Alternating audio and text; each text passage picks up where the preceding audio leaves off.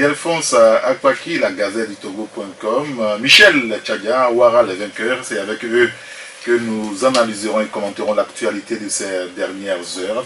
On va revenir sur la crise au CAR, puisque les choses évoluent. Nador Aoukou, président intérimaire pour organiser le congrès dans 60 jours. Le moteur du CAR fume, écrit ce matin le libéral pour ironiser tout ça. Nous reviendrons aussi sur la synergie des travailleurs du Togo, la STT, qui se signale de nouveau.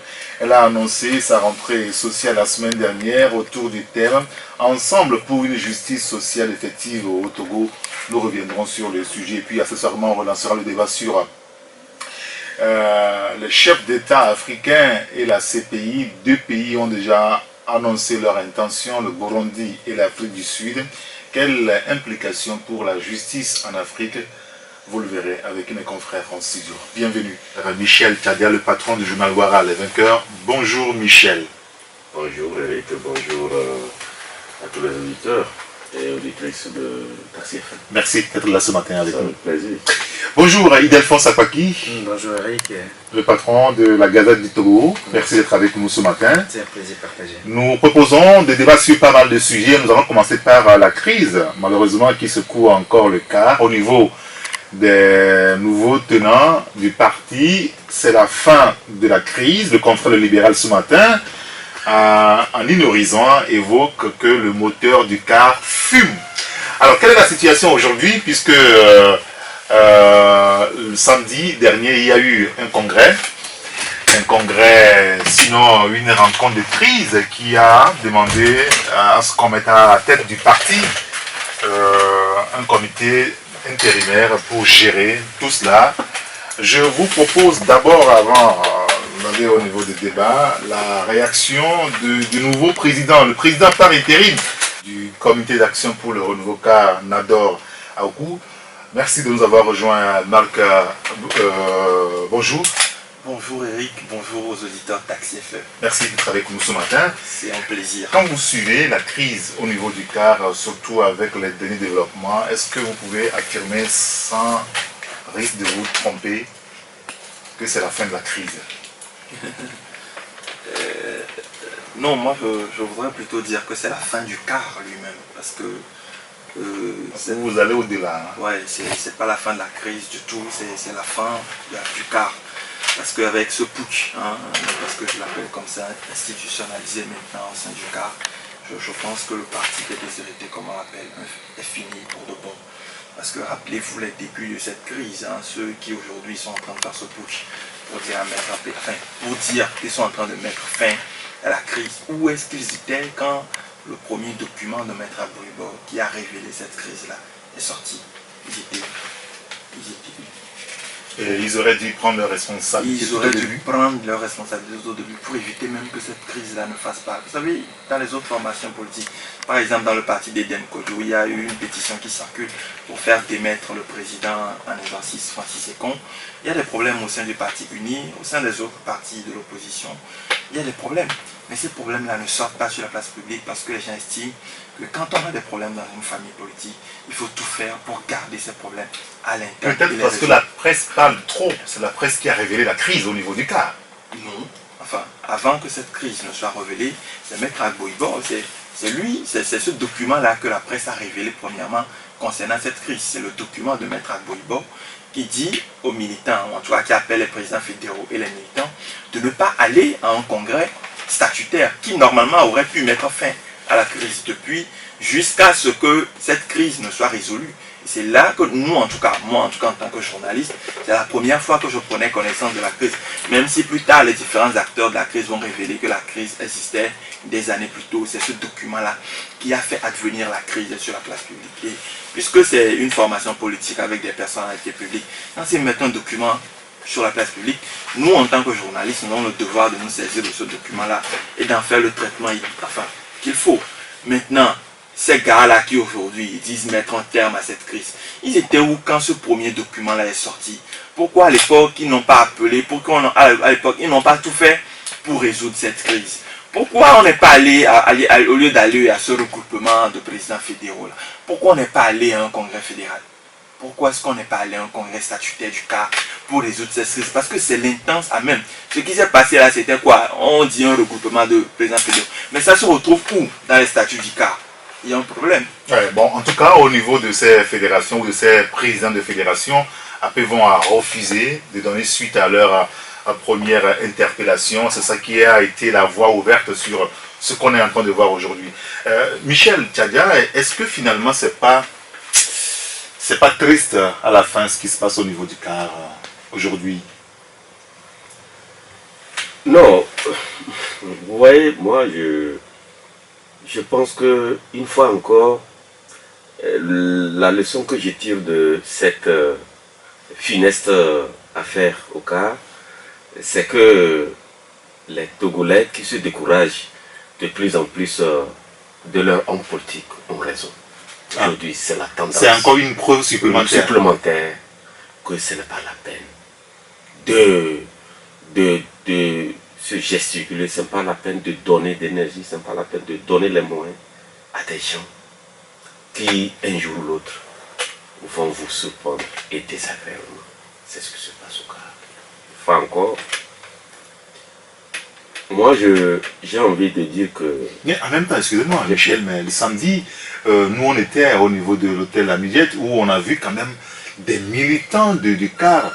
Ça veut dire que des gens ont envie d'en finir avec une crise lancinante. Mais, vous voyez, on dit que, est-ce que c'est eux qui vont mettre fin à cette crise? Si nous suivons les choses comme cela se doit, je ne pense pas. S'ils veulent mettre fin à cette crise, ils veulent utiliser la force. Ils veulent utiliser les méthodes peu orthodoxes. Parce qu'en réalité, quand ils disent aujourd'hui que il y a un vide statutaire, ces fédérations-là, les présidents de fédérations, c'est des émanations quand même...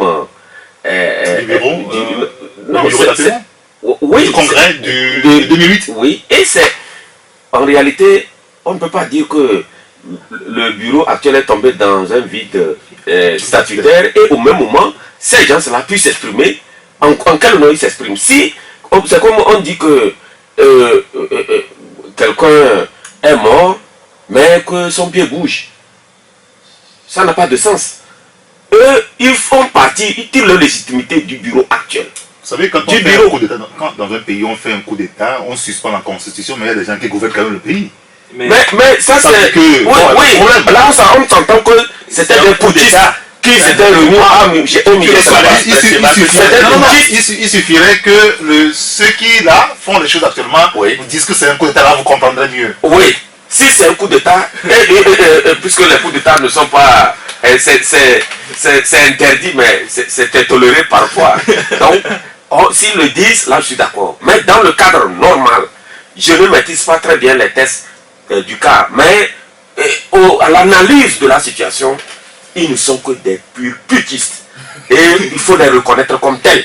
Si c'est ça, je pense que mettre à Pévon, c'est pas un petit garçon. Oui, excusez-moi, c'est juste pour vous relancer, mais ce qu'on a vu le samedi, ce sont des militants du CAR. Et comme M. Aoukounado l'a dit tout à l'heure, c'est le peuple du CAR qui parle aussi. Mais ils étaient combien à cette mais écoutez, écoutez, c'est Agbobo qui avait fait circuler une note entre-temps disant qu'il faut s'asseoir à la tenue du congrès pour permettre de régler un certain nombre de choses avant d'aller au congrès. Et on a pu régler ces choses-là. Et ça a été réglé. Moi, je trouve que... On n'est pas encore au congrès. On n'est pas encore au congrès. Oui. Mais ce qui se passe actuellement, quand on dépose tout le bureau et que certains parlent, et eux, ils ont la légitimité, mais au même moment, on nous dit que tout le bureau et tous ceux qui font partie, puisque c'est président de fédération, comment ils les appellent, font partie de la légitimité du bureau actuel, que dirige à Pévon. En tout cas, de l'ancien bureau, puisqu'on dit officiellement que ce bureau est déposé. Donc, quand ils le disent, et allègrement, comme ça, mais ça pose un problème. Et c'est pourquoi moi je dis que, aujourd'hui, quelqu'un l'a dit, je ne pense pas que c'est une manière de mettre fin à la crise au CAR. Mais ceux-là, ils ont décidé d'enterrer le CAR. C'est comme ça moi je vois. C'est pour ça que vous partagez l'analyse de Michel et de Marc sur ce sujet. Est-ce que c'est plutôt, au lieu de parler de la fin de la crise, il faut plutôt évoquer la fin du quart?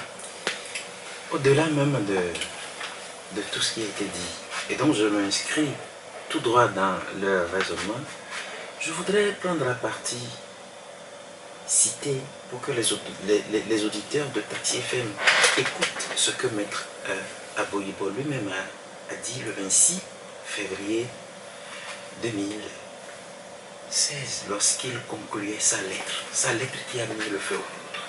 Il dit, je cite, « C'est pourquoi, en ma qualité de président fondateur du parti, ce qui n'existe même pas, ça c'est juste une parenthèse, je convie les uns et les autres à œuvrer en sorte que le prochain congrès ne s'ouvre qu'après le règlement de la crise que le cas traverse par une structure à créer à cet effet. » Oui, on est dans la dynamique, il n'y a pas encore de congrès, on est en train de chercher les voies et moyens pour aller au congrès. Donc on règle le problème, plus tard on ira au congrès. On est dans la norme d'Aboyibo.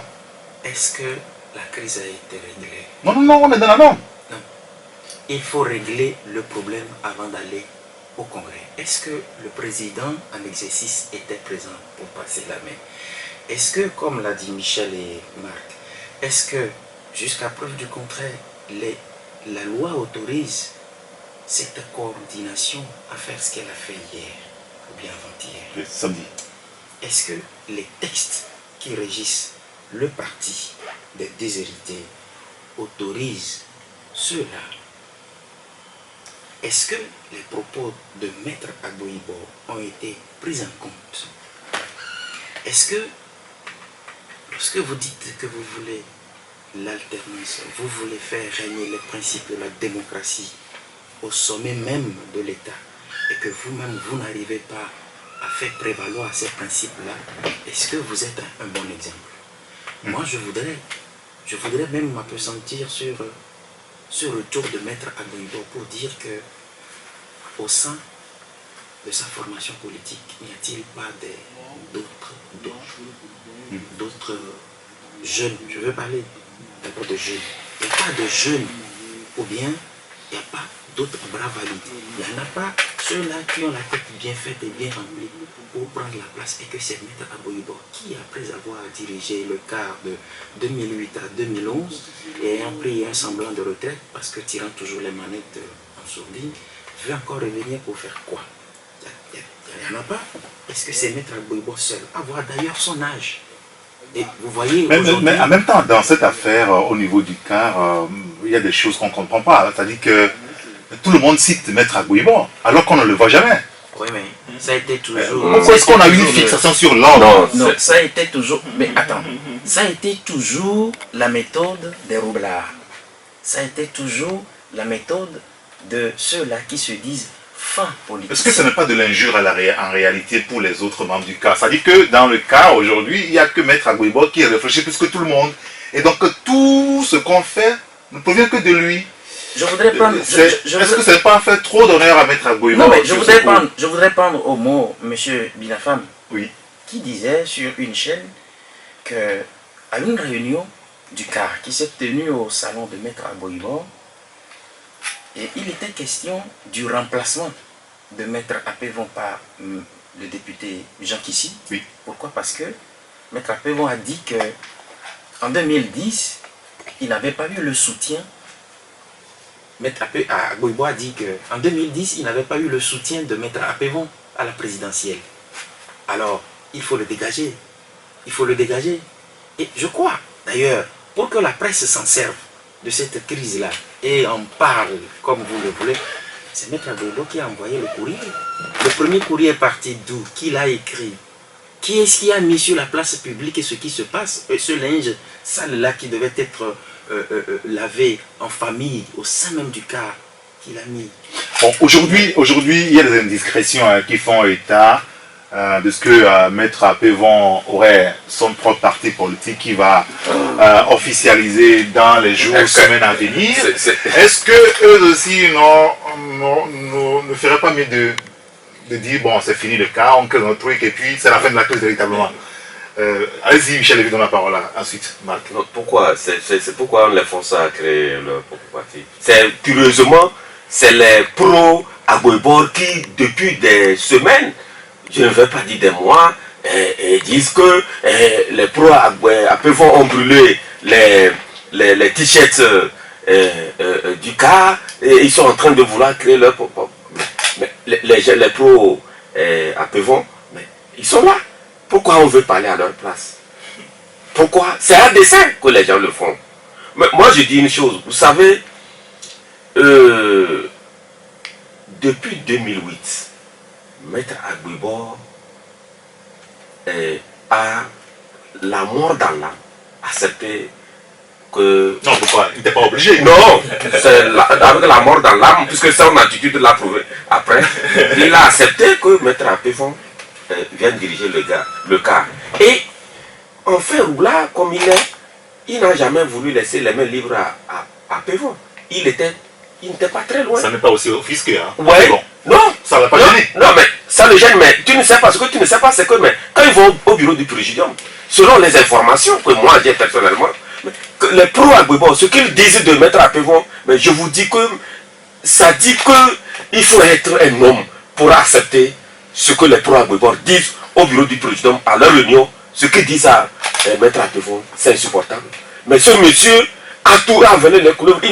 Il voulait sauver le cas. Il a toujours résisté contre les absurdes répétés de Maître Agboibor. Mais Pévon a toujours cru qu'un jour ou l'autre, le car peut-être le moteur car qui fume actuellement, peut-être lui souhaitait quand même un jour ou l'autre que ce moteur cesse de fumer. Mais il n'a pas réussi jusqu'à ce jour parce que réellement, ce qui sort de leur parti, c'est que dès déjà 2011, il a voulu faire partir Maître Pévon. Et d'ailleurs, même le fait même qu'il soit président, en tout cas candidat à la présidentielle de 2010, posait, bon, c'est vrai que on va nous dire, les esprits malins vont nous dire que non, que les tests ne le prévoient pas. Non, mais on n'est pas président pour jouer le folklore et que quelqu'un vienne être quelqu'un qui est parti 2 ans plus tôt pour être président d'honneur, je sais pas, revienne pour être président. Pour briguer. Ça a été un accord entre Maître Agboibor et Maître Pévon. Ça a été un accord. Depuis 2008. Non, écoutez. Ce n'est pas un accord. Oui, mais... Non, attends. Sinon, si c'était un accord, pourquoi Maître Agboibor l'accusait en 2010 déjà de ne l'avoir pas soutenu au cours de la campagne pour la présidentielle? Pour te démentir, pour dire que non, que c'était pas un accord que Maître Pévon a violé. Peut-être que c'est un accord, Pévon l'a violé. Non, ça qui est non. C'est pour dire tout simplement. Vous savez, moi, cette affaire au cas, moi je dis une chose. Aujourd'hui, que les Togolais ouvrent grandement les oreilles, ouvrent grandement les yeux pour comprendre et voir comment les partis politiques au Togo fonctionnent. Parce qu'aujourd'hui, le fait même qu'Agboibor, puisque pour revenir au devant de l'affaire ou bien ramener qui il veut, ce qui est sûr, Maître Agboibor, il a donné, ce monsieur a beaucoup donné pour ce pays dans les années 90, il a assez donné, il a fait ce qu'il a pu, mais aujourd'hui, personne ne danse le disque Agboibor. Personne. Sauf ceux-là qui s'étaient retrouvés peut-être à la Michette la dernière fois, qui peut-être sont en train d'aider à enterrer le cas. Ça fait leur affaire. C'est en attendant le retour d'Agboibor lui-même à la tête du parti que Nador Awoukou a pris les rênes aujourd'hui. Est-ce qu'on peut faire cette conclusion-là? Oui, bien sûr. Nador Awoukou n'a même pas la carrure et tout. Franchement, est-ce qu'Agboibor a envie de venir et de diriger le cas? Après, ce sont toujours, on verra. Il faut juste lire la genèse même de la crise au Cap. Depuis le départ même de Maître Agboibor à la tête de ce parti-là, contrairement à un certain Léopold Ninevi, contrairement à un certain Dème Kodjo qui se sont véritablement retirés de la tête de leur parti, Agboibor ne s'est pas retiré, il est resté présent dans la presse à travers des interviews qu'il accordait ici et là. Il est resté à se prononcer sur la question d'autres parce que même Agboibor, si on lui reconnaît une certaine expérience pour se prononcer sur cette question, il aurait pu envoyer au fond justement l'actuel président du parti qui, en tout cas à mon avis, parce que je ne cautionne pas ce putsch de la dernière fois, est toujours le président national. Bon, heureusement que votre avis ne compte pas, c'est les militants qui ont décidé, en tout cas une partie des militants. Et comme je le dis là, Maître Apévon, il aurait pu envoyer Maître Apévon dire certaines des choses. Mais rappelez-vous, quand on se prononçait sur la question de limitation du mandat et de sa non-retroactivité ou non, à chaque fois qu'il y a un débat d'important sur lequel les partis politiques doivent se prononcer, Agbo réapparaît sur la scène politique. Il n'a vraiment pas disparu, il est resté présent. Il n'a même pas laissé Maître Apévon exprimer son leadership à une élection présidentielle. Rappelez-vous, l'élection présidentielle de 2010, il y était. En 2013, quand il était question donc d'une élection législative, le CAR il était en coalition. Oui. Et l'année dernière, vous savez tous qu'ils ont prôné une stratégie de boycott aux élections. Donc Maître Apévon, enfin, à mon avis, n'a pas réellement pris les rênes du parti parce qu'il avait toujours certaines cordes qui étaient toujours dans les mains du gourou du parti qui se trouve être Maître Agbo Ibor. Mais vous savez, quand vous voyez aujourd'hui tout ce que le CAR a comme intellectuel dans la mouvance pro Agbo Ibor, parce que le CAR est aujourd'hui séparé, il y a la mouvance pro Apévon et la mouvance pro Agbo Ibor. Si vous voyez toutes les personnalités que le CAR a du côté Agbo Ibor aujourd'hui, vous ne comprenez pas que ce soit un certain Nador qui prenne les rênes du parti. Ça pose un problème. Ça voudrait dire que on place quelqu'un qui va très rapidement, qui n'aura même pas les moyens de pouvoir perdurer à la présidence pour que Agbo Ibor lui-même le remplace. Et moi, je sais que dans 2 mois, Agbo Ibor va prendre la tête de la coquille vide qu'est le CAR aujourd'hui. Pourquoi ça sera une coquille vide? Apévon serait parti avec les poids lourds du parti, genre ce que la moi, j'étais à la Mugette la dernière fois à leur réunion. On dit que ce sont des militants qui se sont regroupés. Le CAR, quand même, c'est aujourd'hui la 3e force politique du pays. Mugette n'était pas plein à craquer. Ce n'est que Mugette. Ça voudrait dire, si vous voyez même le groupe de personnes, vous vous rendez compte que le CAR, même dans son ensemble, a aujourd'hui un problème. Parce que je ne sais pas si on les réunit ensemble avec le groupe Apévon, s'ils auraient pu représenter autre chose. Mais la partie qui a fait le putsch la dernière fois, c'est vrai qu'à les voir, on peut dire que c'est beaucoup de militants, mais ce n'est rien comparé au CAR qui représente 2 ou 3% de l'électorat togolais. Bien, alors aujourd'hui, tout début, Michel disait que quand on voit la crise qui secoue le CAR aujourd'hui, il peut comprendre les Togolais qui ont perdu espoir en leurs hommes politiques. S'ils se battent à ce stade-là, comment est-ce qu'ils feraient pour arriver au pouvoir et gérer une nation? Est-ce que franchement, on ne peut pas mettre des réflexions aujourd'hui, les petites crises au niveau des partis politiques? Il y a, ça Marc l'a souligné, une pétition aussi en cours au niveau de Francis Ekon dans son parti, CPP. Et voilà. Est-ce que ce problème n'est pas véritablement posé aujourd'hui? Non, mais les faits sont là. Et nous ne pouvons pas nous voiler la face. Parce que, excusez-moi, mais en temps, on se posait la question, mais pourquoi est-ce que les Togolais sont autant déçus de la politique togolaise et sont déçus de leur homme politique? On peut avoir une explication à travers ce qui se passe aujourd'hui, non? Je crois bien. Je l'ai dit que les faits sont là, bien têtus. Et c'est d'ailleurs la période, c'est d'ailleurs l'occasion que les Togolais, dans leur grand ensemble, doivent saisir pour essayer de décrypter très sérieusement ce qui pose problème au sein même de ces formations politiques. Pour ce qui me concerne en tant que citoyen togolais, je dis que à un âge donné, même au sein de la fonction publique, entre guillemets, il arrivera, ou bien il arrive, qu'on admette des gens à la retraite. Et si nous ne concevons pas qu'au sein même des formations politiques, c'est des hommes qui les incarnent, et qu'à un moment donné, ces hommes-là sont appelés à partir, ou bien à passer la main, et que on se dit que c'est moi ou personne, je crois que ça pose problème. Je me rappelle au congrès de la CDPA, où j'ai vu les figures de pro, j'ai vu pas mal de personnalités, des membres fondateurs qui étaient arrivés.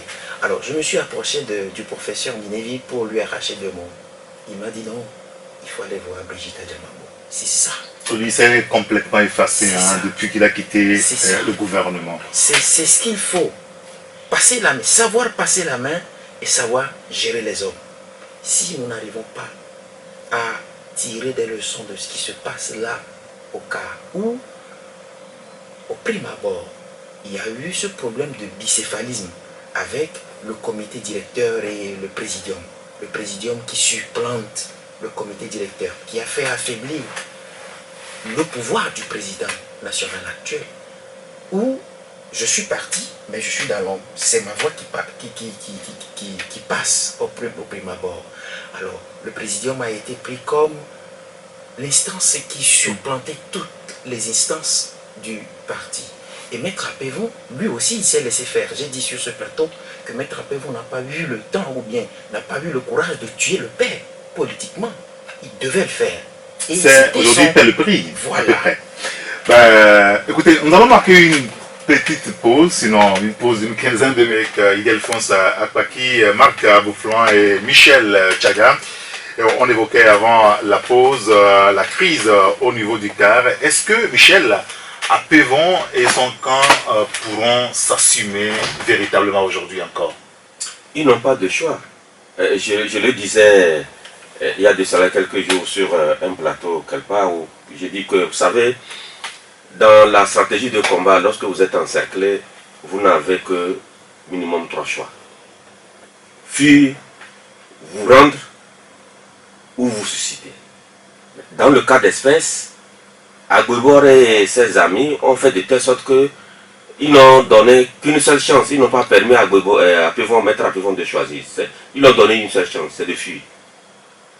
Ah, Oui, c'est de fuir. qui peut créer son parti aujourd'hui. Voilà, c'est de fuir. Et je pense, avec ce qui s'est passé la dernière et avant-hier à la Mugette, c'est une preuve que aujourd'hui, il appartient au clan Apévon de s'organiser. Parce que ils ont la situation en main. Excusez-moi de parler comme ça. Actuellement, je pense que dans le contexte actuel, l'environnement dans lequel nous vivons actuellement, c'est le camp Maître Apévon qui a la situation en main. Oui, ils ont la situation en main. Face aux pagailleurs, non, ce matin, oui, face aux pagailleurs, des usurpateurs, des putschistes, je pense que s'il reste encore des gens vraiment organisés, prêts à vraiment donner quand même un minimum du respect au fonctionnement d'un parti politique dans notre pays, c'est au camp Apévon d'aujourd'hui de saisir l'occasion. C'est difficile. Je sais comment ça se passe, c'est difficile. Mais aujourd'hui, Maître Agbouibor a fait de telle sorte que ils n'ont que, en tout cas, ce sentier-là à emprunter. Et donc, il leur appartient. Et demain, je l'ai dit aujourd'hui, et j'ai parlé aujourd'hui, mais demain, ils comprendront pourquoi je dis qu'ils ont la situation. Mais ça à eux de s'organiser. Et je pense que ils ne vont pas s'en plaindre parce que les cas sont nombreux dans ce pays où certains... Parce que moi j'estime que aujourd'hui, contrairement à ceux qui pensent que le CAR s'est sauvé avec ce qui s'est passé avant-hier, moi je dis que le CAR s'est enterré. Il appartient maintenant à celui qui a du ciment de venir fermer définitivement sur le CAR, et c'est le CAR Apévon. Voilà, comme ça. Bon, d'accord, ça c'est votre avis. Mais en même temps, est-ce que ce n'est pas une crise qui désole à la fin, Marc? Est-ce que ça ne désole pas quand on voit que les partis politiques au Togo peuvent se déchirer, mais aussi facilement, rapidement. Un parti comme le CAR, qui, on peut le dire, une troisième force politique au Togo aujourd'hui. Oui, c'est pour ça que je dis que je suis triste. Triste d'abord pour le peuple togolais, de n'avoir qu'au sommet ou de n'avoir pour homme politique que ces personnes qui proposent aussi peu de réflexion, qui proposent aussi peu de qualité de débat, qui proposent aussi peu de perspectives finalement pour le peuple. Je suis désolé avant. Parce qu'aujourd'hui, il n'y a pas de débat dans les partis politiques. Vous êtes d'accord, vous êtes là, vous êtes d'accord, vous partez. Vous créez votre parti politique. Bien sûr, c'est ce que nous montre l'exemple du CAR aujourd'hui. C'est que vous n'avez pas le droit d'aller contre les desiderata de celui qui se réclame président fondateur. Et si vous voulez aller contre, on fait tout, on vous fait un putsch. Et c'est ce que nous montre aujourd'hui l'exemple au CAR. Je suis triste aussi pour ces militants et pour ces 2% de personnes qui, à un moment donné ou un autre, ont fait confiance. 2% de l'électorat togolais, c'est quand même beaucoup de personnes qui ont fait confiance au CAR, qui font confiance à leur idéologie. Je suis triste pour eux parce que si au finish ils doivent se retrouver dans un parti avec à la tête un certain Nador, je pense qu'ils sont tombés bien bas aujourd'hui. Quoi, Nador a un problème avec vous? Non, moi je n'ai pas de problème avec Nador, mais quand on est président du CAR, ne serait-ce que pour une transition de 2 mois, c'est que le CAR peut demain se retrouver très rapidement présidentiel. Et son accoutrement même pour faire le putsch. Enfin, bon, là, il ne fait pas le moine. Dit beaucoup de choses. Vous savez, aujourd'hui, quand vous voulez faire de la politique, c'est d'abord et avant tout une question d'image. Et je pense que c'est aussi ça, c'est aussi un peu... Bon, pour vous, c'est pas la bonne image pour le CAR aujourd'hui. C'est aussi peut-être parce qu'ils étaient dans une logique de putsch et donc précipité, qu'ils n'ont pas pu arranger les choses. Mais on aurait quand même pu mieux accoutrer celui qu'on voulait affubler donc de ce titre de président par intérim du CAR et tout. Et au-delà, pour terminer, pour dire que cette réflexion devrait se faire à l'interne de tous les partis politiques aujourd'hui. Parce qu'au Togo, nous avons quand même 110 formations politiques. 110 formations dont personne aujourd'hui nous propose la qualité de débat au Togolais, ne propose pas de perspective intéressante au Togolais, où la jeunesse ne se retrouve pas. Il faudrait qu'il y ait une réflexion à l'interne des partis, pour que les partis ne se retrouvent pas seulement avec un président fondateur qui soit celui qui fait tout, qui soit celui qui débouche de l'argent, et qui soit celui qui, quand il veut, peut ordonner un putsch au sein de son propre parti. Ildefonse? Je reste aussi triste et malheureux. Et je voudrais relever quelque chose de très important au niveau même de la critique qui supporte Maître Agboibo. Je suis très malheureux quand je vois le chef traditionnel Sylvain Dabon, Tongui Dabon, celui-là qui incarne ce que nous appelons les us et coutumes. Je le vois à la tête d'une bande qui s'affronte. J'aurais voulu qu'en tant que gardien des us et coutumes, qu'il soit en retrait et qu'on amène quelqu'un de politique. Parce que la crise même est purement humaine, mais politique. J'ai vu le chef traditionnel. Et en termes de loi, je suis très sûr qu'en tant que chef traditionnel, il ne devait pas se mêler de la politique. Parce que juste, il a eu une cour. Et lorsque... Sur la cour, il y a plusieurs tendances. Il y a plusieurs tendances. Là, aujourd'hui, vous estimez qu'il a pris position. Il s'affiche. Il a pris position. Vous l'avez vu. Moi, je l'ai encore vu hier, pas plus tard qu'hier. Et puis, ce qui m'a fait très mal, c'est que ce chef traditionnel ignore même certaines décisions de sa formation politique, parce que je crois savoir qu'à un moment donné, il a été démis.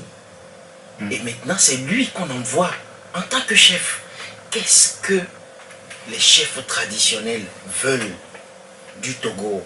Qu'est-ce qu'ils veulent pour que, là, cette crise qui fait honte, qui est une honte de la République, qu'au sein ou bien au centre de cette crise-là se trouve encore un chef? C'est pas bien. D'accord. Je vais comprendre un sujet. Oui, je voulais un peu placer un mot par rapport à ce que Ildefonse disait. Mais s'il y avait des gens qu'on a exclus qu'aujourd'hui, Maître Agboibo instrumentalise pour essayer de revenir encore sur la scène, c'est pour dire que réellement, c'est quand Agboibo a des difficultés, et vous le savez mieux que moi, vous savez que quand quelqu'un se noie, même s'il trouve la cuisse d'un muscle, il va vouloir pour se sauver. C'est de ça qu'il est question. Sinon, il n'allait pas s'appuyer sur des gens comme ça. Si des gens ont été exclus, et aujourd'hui on est obligé de s'appuyer sur eux, ça veut dire ce que ça veut dire. Bon, voilà. D'accord, très bien. Mais je peux peut-être souligner aussi, avant de terminer, beaucoup. Le rôle nauséabond que joue dans cette crise le député Kissi, que nous avons connu flambant avec de belles idées à l'Assemblée, qui interpellent les gens. Mais il y a une crise au niveau du CAR, donc n'attendez pas...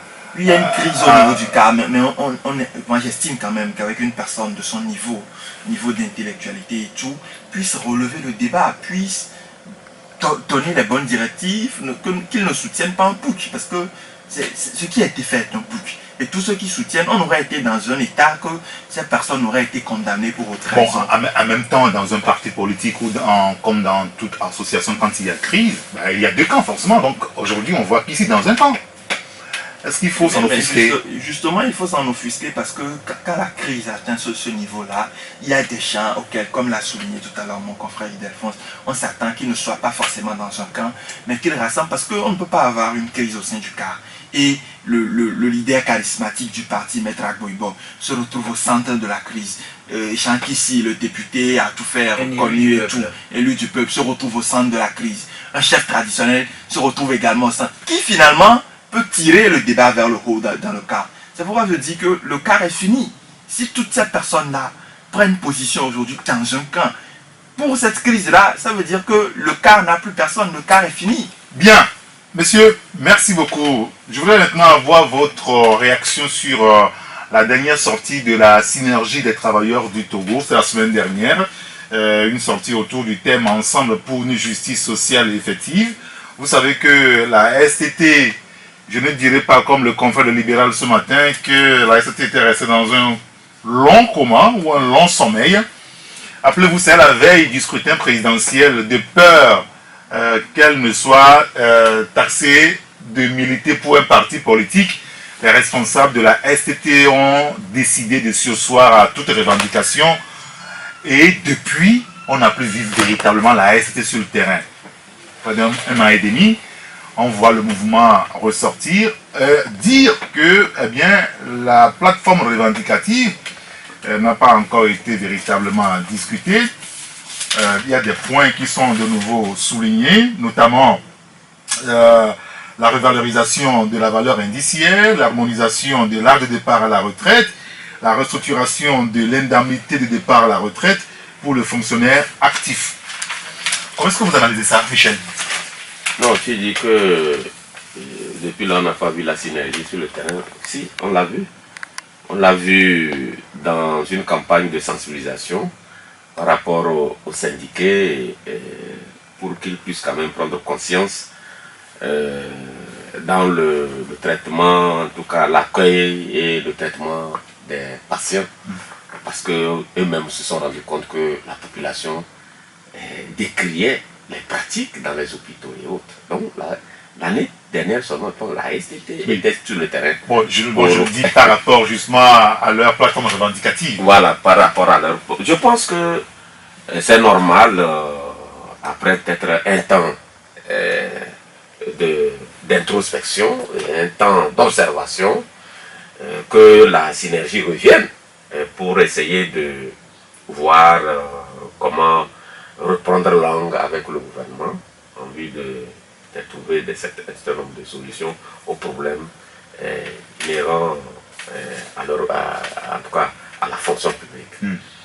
Mais comme ils n'ont pas encore fait de rentrée, moi je ne veux pas parler à leur place, je ne veux pas les prêter des intentions. Ce qui est sûr, c'est un syndicat reconnu et donc à un moment donné, il a le droit quand même de, comment l'appelle-t-on, recenser les préoccupations des travailleurs et aller à la rencontre des gouvernants pour essayer de discuter et voir dans quelle mesure des solutions pourront être trouvées aux préoccupations des uns et des autres. Ildefonse, il y a une plateforme revendicative qui a été déposée depuis belle lurette au niveau du gouvernement togolais 2012. Il y a certains points qui ont quand même eu satisfaction. Aujourd'hui, au niveau de la STT, on estime qu'il y a un pan considérable de cette plateforme-là qui n'avait pas encore été prise en compte par le gouvernement togolais. Comme on dit souvent, on sait quand ça commence, on ne sait pas comment ça finit en réalité. Est-ce que la STT qui déjà annonce une assemblée générale sur le 4 novembre prochain, quand ça commence comme ça, est-ce qu'on ne peut pas présager à peu près de la fin de cette affaire-là? Vous savez que la dernière fois nous étions sur ce plateau et nous avons parlé du sommet et je vous disais, je vous donnais mon point de vue sur l'après-sommet. L'après-sommet, et je disais que les syndicats des enseignants, ces 4 syndicats qui se sont fait entendre la dernière fois et ont réclamé des choses, ne l'ont pas fait en l'air comme ça. Aujourd'hui, c'est la STT qui emboîte le pas et qui annonce sa rentrée sociale, mettant encore sur la place publique 3 points essentiels de sa plateforme revendicative, qui touchent d'ailleurs l'argent. Puisque quand vous vous référez à la révalorisation de la valeur indiciaire, c'est l'argent. Quand on parle de l'harmonisation de l'âge à la retraite du travailleur, ça dit qu'après, il faut parler de sa pension. Et puis quand vous revenez à la restructuration de l'indemnité de départ, tout ça là, ça touche à l'argent. Je suis sûr que ce n'est pas un fait du hasard que la STT revienne sur ces gens de choses. C'est-à-dire que le gouvernement togolais a dit à la STT, ben, je n'ai pas d'argent, je n'ai pas d'argent, je n'ai pas d'argent, et que la STT a regardé et a vu qu'on a organisé un sommet avec beaucoup de milliards. Justement. Donc on dit, bah, tiens, ils ont l'argent, il faut qu'on demande. Ah, on n'entre pas. C'est ça? Il faut écouter la secrétaire, la dernière fois à la maison de la santé. Oui. Vous allez comprendre que c'est des gens qui se sont dit, mais tiens, mais si ce même gouvernement qui nous a annoncé comment on appelle, un dialogue social au cours duquel tous ces problèmes qui concernent le travailleur togolais doivent être discutés et que de report en report, et par un bon matin on se rend compte que celui qui nous dit qu'il n'a pas d'argent, il a trouvé quelque part de l'argent pour faire autre chose que ce que nous demandons intérieurement. Ah mais il faut le mettre le feu au cul. Je crois que c'est ça. Parce que je l'ai entendu et je sais. Marc? Oui, vous savez, le dernier sommet de Lomé, en tout cas moi, m'a démontré à moi que si les autorités togolaises veulent faire quelque chose, ils peuvent trouver les moyens de le faire à bien. Et moi je pense que la question que posent les syndicalistes sont des questions extrêmement importantes sur lesquelles il est indispensable aujourd'hui que le gouvernement puisse se pencher et puisse trouver des solutions non seulement appropriées mais durables. Et c'est sur ça qu'il est important que la STT se relève. Moi, enfin, je ne suis pas d'accord quand vous disiez tout à l'heure qu'ils avaient disparu, dans la mesure où, comme le rappelle mon confrère Michel, un syndicat, ce n'est pas seulement des revendications, mais c'est aussi l'éducation aux syndiqués pour qu'ils puissent avoir un service de qualité. Parce qu'il faudrait que ce soit un contrat social. Quand vous revendiquez et que le gouvernement met des moyens pour régler certains de vos problèmes, il faudrait qu'en retour, vous puissiez assurer un minimum de services aux citoyens qui sont demandeurs de ces services-là. Et c'est là que j'estime que la STT aujourd'hui est, à mon avis, un syndicat ou en tout cas une formation de la société civile qui prend la hauteur par rapport à beaucoup d'autres qui sont dans les systèmes de revendication perpétuelle sans, de l'autre côté, faire un travail approprié sur leurs syndiqués pour qu'on puisse avoir finalement l'État et les citoyens le retour sur l'investissement qui est envoyé à leur niveau. Et moi j'attends donc cette rentrée sociale de la STT pour voir ce que ça va donner, mais profiter de cette tribune pour interpeller le gouvernement parce qu'il y a des questions pertinentes qui sont d'ores et déjà posées sur cette plateforme. Je ne pense pas qu'il faille attendre qu'on mette la pression d'abord pour résoudre certains des problèmes qui sont posés. Quand on écoute les leaders de la STT, c'est que le gouvernement togolais ne veut pas discuter aujourd'hui. Ils ont visiblement fait les pieds et mains, mais personne ne veut ouvrir la discussion. Non, vous savez, le gouvernement va discuter parce que j'ai compris aussi que notre gouvernement ne fait rien quand il n'y a pas de la pression derrière. C'est triste, mais c'est ça aussi.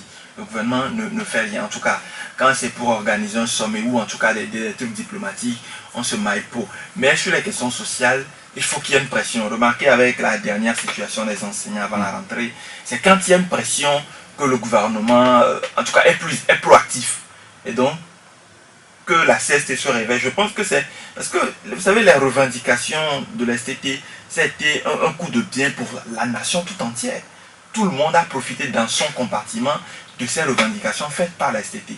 Je pense que c'est une bonne chose que la STT soit de retour parce que aujourd'hui les politiques, avec ceux dont on vient de parler au sein du CAR et avec notamment les différentes crises dans différents partis politiques, les politiques ne constituent plus aujourd'hui un moyen de pression efficace face au pouvoir en face.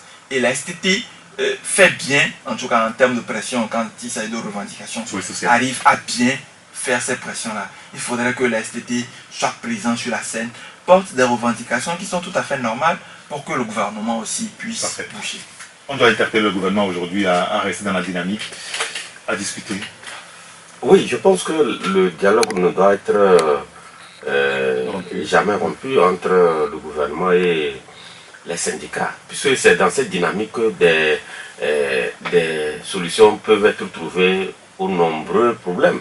Parce que, Marc le disait, on a l'impression chez nous ici que, bon, l'État attend, ou le gouvernement attend que les gens, puisque d'abord, avant de voir qu'est-ce qu'ils vont faire. Moi, je trouve que dans un pays civilisé comme le nôtre, quand les gens, vous savez ce qu'il faut faire, il faut le faire. Il ne faut pas attendre que les gens, vous rappelez la dernière fois, il a fallu que nos frères chauffeurs aillent au garage central, vraiment chauffer l'ambiance avant qu'on ne décide de donner. Où est-ce qu'on a pris ça?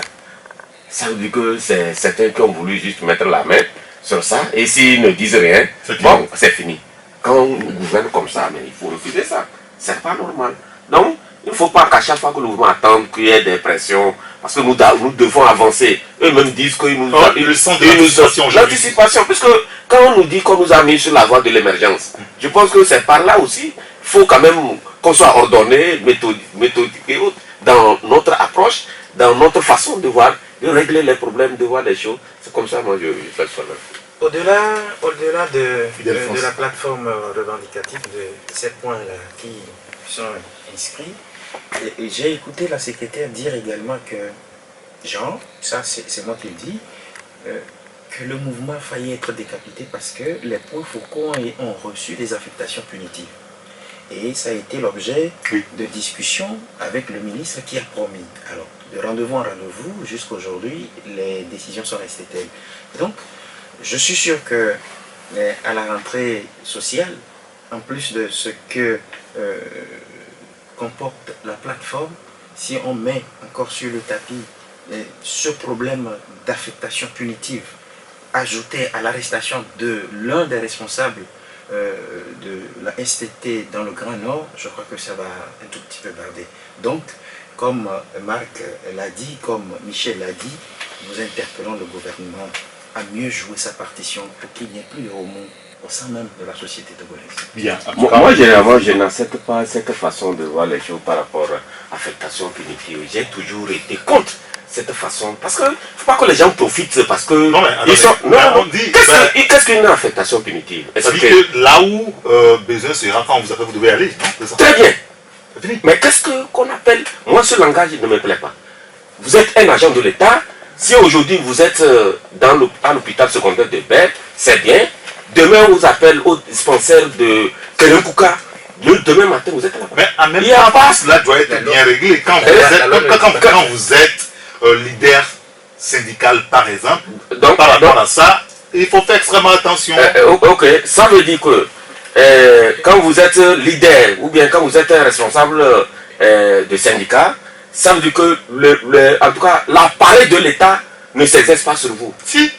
Mais si c'est si, mais pourquoi alors ou bien il y a des dispositions juridiques qui empêchent d'affecter C'est ce que j'ai voulu. un leader syndical? Bien sûr, Bon, il y a des dispositions du Code de travail notamment. Je ne sais pas pour les ouvriers de la fonction publique. Je ne sais pas. Mais je sais qu'il y a des dispositions similaires aussi dans le Code de la fonction publique. Un leader syndical ne s'affecte pas comme on affecte n'importe quel agent. Bien sûr. Bien sûr. Et j'ai voulu même ajouter que ceux qui ont posé le problème, qui sont syndicalement syndiqués, ne peuvent jamais parler d'affectation punitive si cela n'existait pas. En quoi elle est punitive maintenant? C'est ce que j'explique. Je dis que si elle n'était pas punitive, ces syndicalistes-là qui sont rodés syndicalement ne pouvaient pas le dire. Et la loi... Ça veut dire qu'il y aura des gens qu'on ne va jamais affecter parce qu'ils sont leaders syndicaux. Bien sûr. Et c'est en fait c'est des la loi qui permet à l'employeur en réalité de ne pas abuser de ce droit d'affectation là. Parce que quand vous êtes par exemple dans une entreprise, vous êtes délégué leader syndical, des mesures préalablement prises.